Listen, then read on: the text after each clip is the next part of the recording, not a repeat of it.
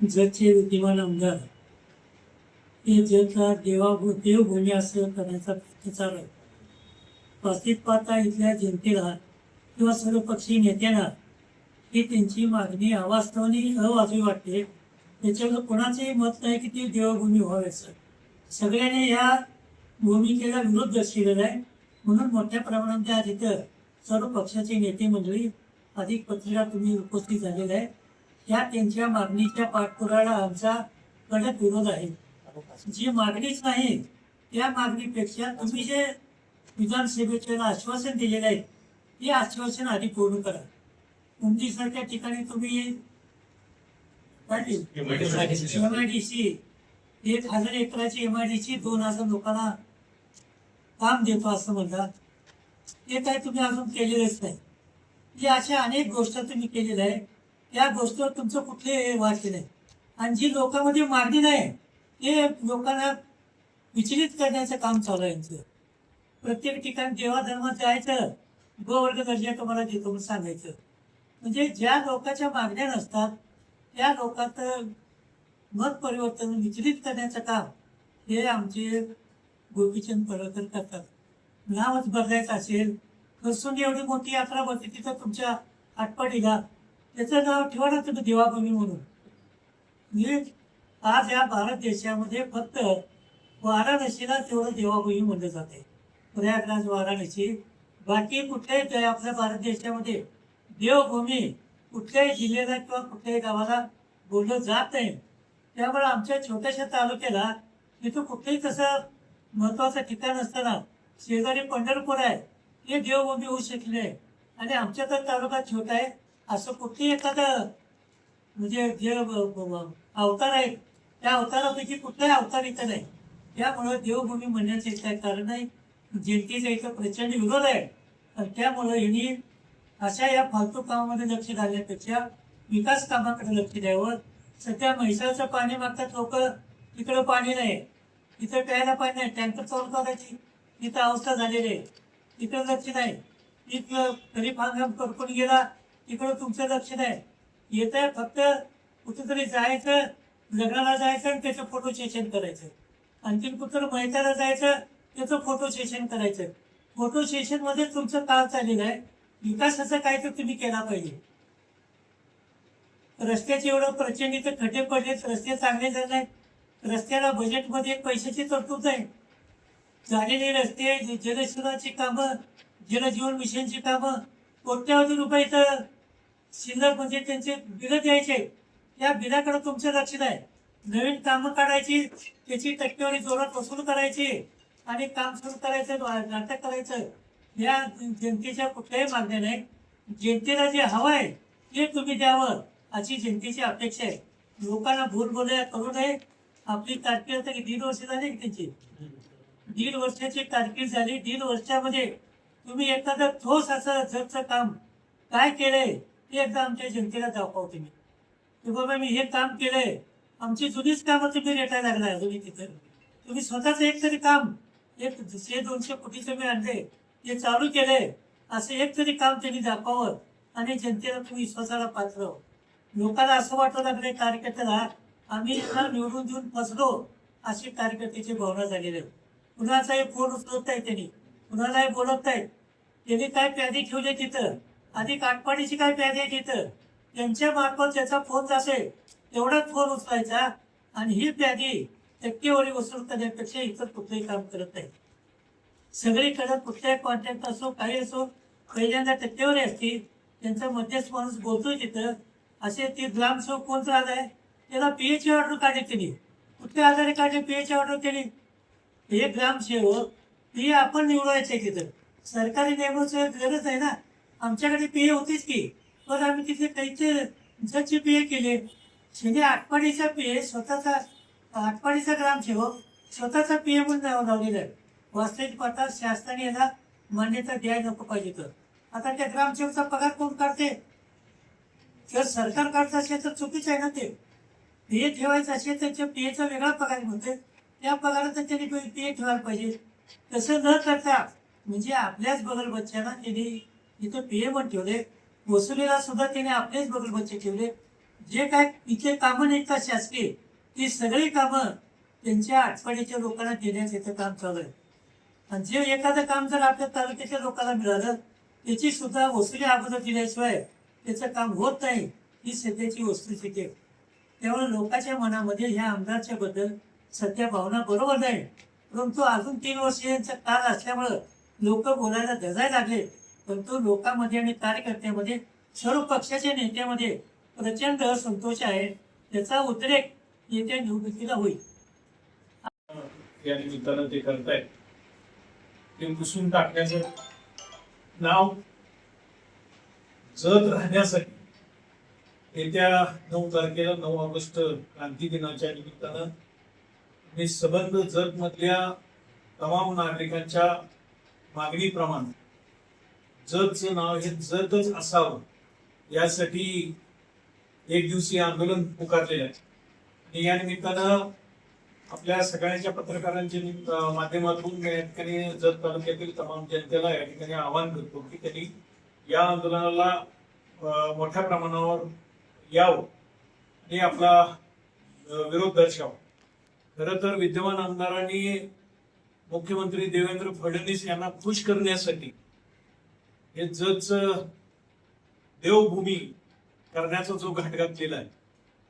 खरं तर आतापर्यंत ज्या पद्धतीनं जत तालुका हा भौगोलिक दृष्ट्या मोठा तालुका आणि या जत तालुक्यातील ज्यांना इतिहास आणि भूगोल काहीच माहिती नाही अशाने आमच्या जतचा नाव पुसण्याचं काम करतायत, त्यांना आमचा प्रखर विरोध राहणार आहे. आज या ठिकाणी आम्ही सर्वपक्षीय या येणाऱ्या 9 तारखेला आंदोलन करत आहोत. आज जत तालुक्यात विविध प्रश्न, अजून सुद्धा मूलभूत प्रश्न सुद्धा या ठिकाणी पूर्ण जनतेची झाली पाहिजेत. त्याच्यासाठी धोरणात्मक निर्णय आज या विधिमंडळाच्या माध्यमातून करणं अपेक्षित आहे. पण प्रत्येक वेळेस हे विद्यमान आमदार आमच्या सर्वसामान्य जतकरांना वेगवेगळ्या पद्धतीची दिशाभूल करणारी आज आश्वासनं या निमित्तानं देत आहेत आणि दिशाभूल करून या आमच्या सर्वसामान्य जनतेला फसवत आहेत. ते फसवण्याचं काम या जतचं नाव बदलून या ठिकाणी ते करत आहेत आणि ते आम्ही होऊ देणार नाही.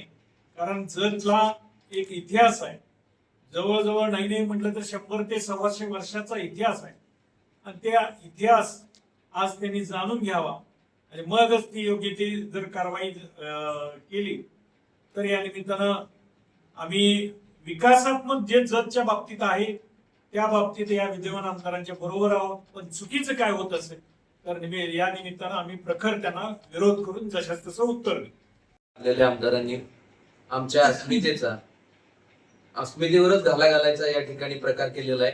जत ही तमाम जतकरांची अस्मिता आहे. खरं तर जतच्या लोकांनी जी चूक केली, दुर्दैवानं हा बाहेरचा माणूस निवडून दिल्यामुळं त्याला इथल्या कुठल्याही गोष्टींबद्दल प्रेम आस्था असण्याचं कारण नाही. त्यामुळं ते आपल्या सगळ्यांची जतवासियांची आस्था असणाऱ्या जतचं नावच बदलायला चाललेलं आहे. यापूर्वीच सगळ्या नेत्यांनी जी या ठिकाणी मतं मांडली, खरं तर इथं येत असताना वेगळ्या गोष्टी ते घेऊन इथं आले. इथं बऱ्याच लोकांना चुकीच्या आश्वासनं दिली, भूलतापा दिल्या आणि ते शक्य होऊ शकत नाही हे कळल्यानंतर आणि त्यांना एक सवय आहे नेहमी देवेंद्र फडणवीसांची चाटायची आणि त्याच पद्धतीनं देवेंद्र फडणवीसांना खुश करण्यासाठी जतचं नाव बदलून देवाभूमी अर्थात ती देवभूमी म्हणजे फडणवीसांना खुश करण्यासाठी त्यांनी सुरू केलेली ही कारनामे. पण या निमित्तानं मला त्यांना सांगायचं आहे, जत हा काय कुणाचा मालकी नाहीये. जत आम्हा तमाम जतवासियांचा अस्मिता असणारं केंद्र आहे. जत आम्हा सर्वांची अस्मिता आहे. तुम्हाला फारच नाव बदलायची इच्छा असेल तर तुमच्या वैयक्तिक प्रॉपर्टीची नाव बदला. मी म्हणणार नाही तुम्हाला आटपाडीचं नाव बदला, कारण मी राष्ट्रवादीचा जिल्हा युवक अध्यक्ष असल्यामुळे उद्या आटपाडी हा देखील आपलाच एक भाग आहे. पण त्यांना जर त्यांची जी स्वतःची प्रॉपर्टी आहे त्यांना असंही म्हणू शकत नाही की तुम्हाला मुलगा असेल तर त्या मुलाचं नाव द्या, कारण त्यांचं लग्न झालेलं नाही. त्यामुळे त्यांना ते नाव द्यायचं सांगणं या निमित्तानं बरं दिसणार नाही. फारच हाऊस असेल तुमच्या वैयक्तिक प्रॉपर्टी, तुमच्या इतर काही गोष्टी आहेत त्याला तुम्ही ही नावं द्या.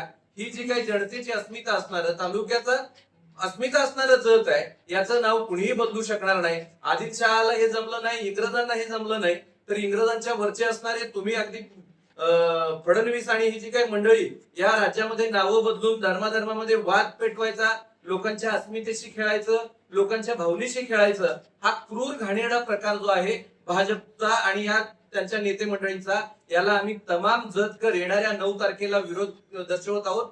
जत मधली सगळी लोक एकत्र येऊन आमची जत, आमचा अस्मिता आहे, या अस्मितेसाठी आम्ही कटिबद्ध राहणार आहोत. आता बाकीच्या बऱ्याच नेत्यांनी सांगितलं की कामं करताना तुम्ही जतच्या दुष्काळाची ओळख पुसायचीच आहे, त्याच्याऐवजी जतला पाणी आणून जतच्या शेतकऱ्याला समृद्ध करून ती जतची खऱ्या अर्थानं ओळख द्या.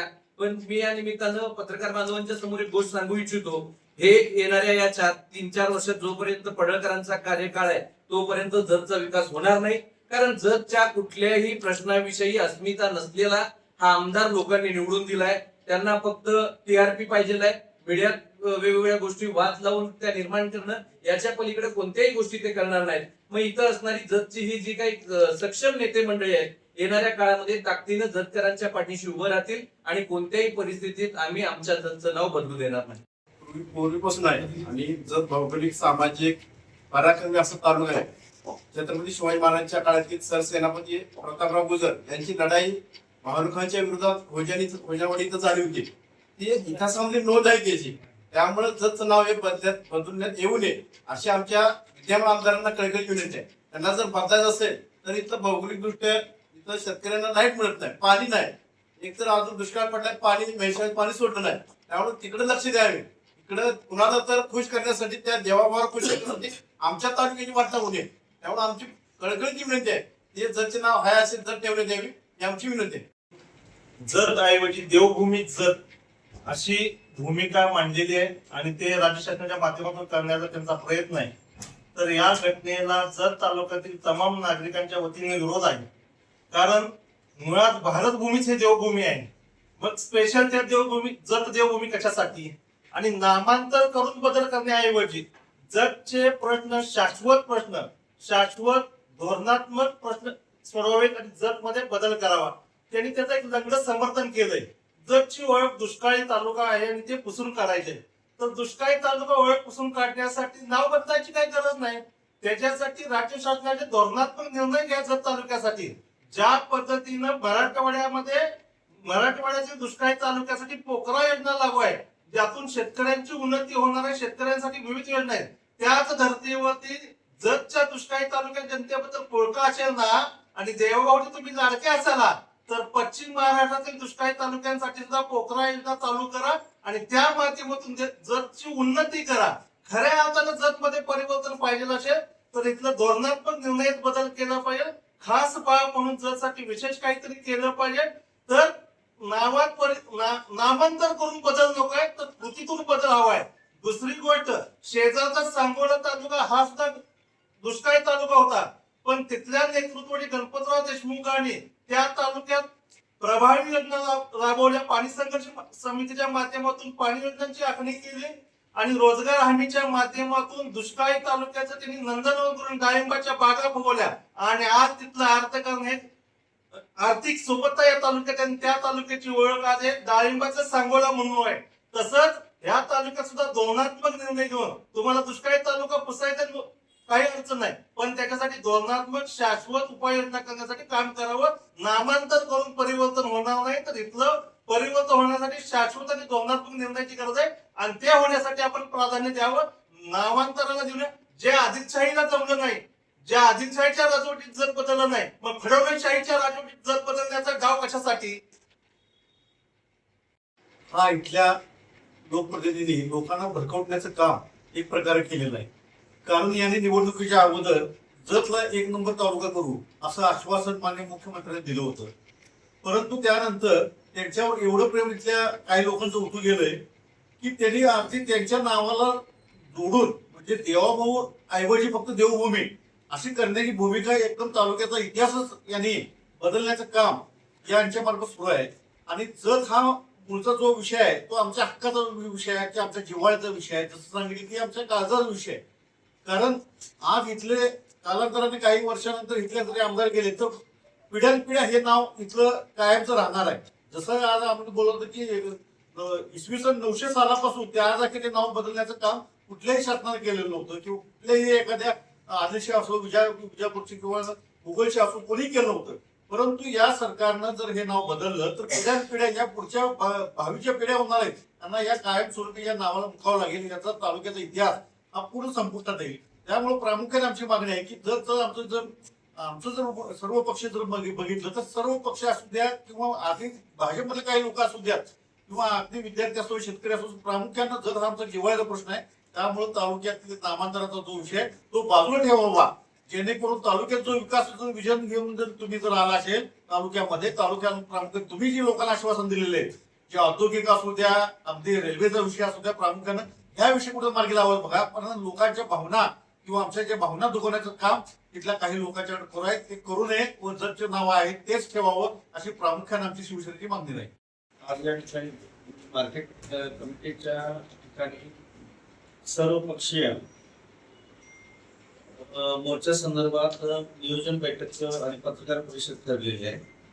विषय आपल्या जतच्या काळजात म्हणजे आपल्या जतच्या काळजाचा विषय आणि काळजाला आमदारांनी हात घातलेला आहे. म्हणजे मुळात जतचा इतिहास बघायला गेलं तर कल्याणी चालुक्य 925 पूर्व 973 पासून ते आज अखेर जतचं नाव हे जतच आहे. म्हणजे आदिलशाही काळात असू द्या, यादव कालखंडात असू द्या, इस्लामी राजवटीत असू द्या, आदिलशाही काळात असू द्या, औरंगजेबाच्या कालखंडात असू द्या, इंग्रज कालखंडात असू द्या, परंतु आज ह्या आमदारांच्या डोक्यावर परिणाम झाल्यासारखं वाटायला लागलंय की हे जतचं नाव बदलायचं आणि स्टंट करायचं. आज लोकांना, शेतकऱ्यांना 14-18 तास लाईट नाही, सिंगल फेज नाही, 3 फेज नाही. अशी कित्येक गाव आहेत की आज माझ्या गावाला प्यायला पाणी नाही, मैशाचं पाईपलाईन आहे, सगळ्या पाणी सोडतो असं आश्वासन दिले. नुसते मोठमोठी गोष्टी गप्पा मारायच्या, स्टंट करायचे आणि लोकांना भूलभुलैया करण्याचा प्रकार आपल्या जत तालुक्यात चालू आहे. आज तसं बघायला गेलं तर जत आमचं स्वाभिमान आहे, जत आमचं म्हणजे आत्मा आहे आणि ह्या आत्म्यावरतीच आमच्या घाव टाकण्याचा प्रयत्न या आमदारांनी चालू केलेला आहे. या जतच्या भूमीमध्ये आम्ही निवडून आम्ही त्यांच्या बरोबर होतो, परंतु काही गोष्टींमुळं आम्ही तिथून बाहेर पडलो. परंतु आज कुठेतरी येण्यासारखा हा आमदार करायला लागला, जे डोक्यावर परिणाम झाल्यासारखं. म्हणजे जतच्या जगाच्या इतिहासामध्ये जत हे नाव एकच आहे. तासगाव 6 बघायला मिळते, टोकेनकाळ 9 बघायला मिळते. इथं विभाजनाचा विषय आहे, पाण्याचा विषय आहे. हे विषय सोडून जतला भरकटायचा आमदारांचा प्रयत्न आहे, तो त्यांनी बंद करावा. आणि आम्ही सर्व पक्षीय येत्या 9 तारखेला मोठ्या संख्येने आम्ही उपस्थित राहणार आहे. जतचं नाव बदलू नये.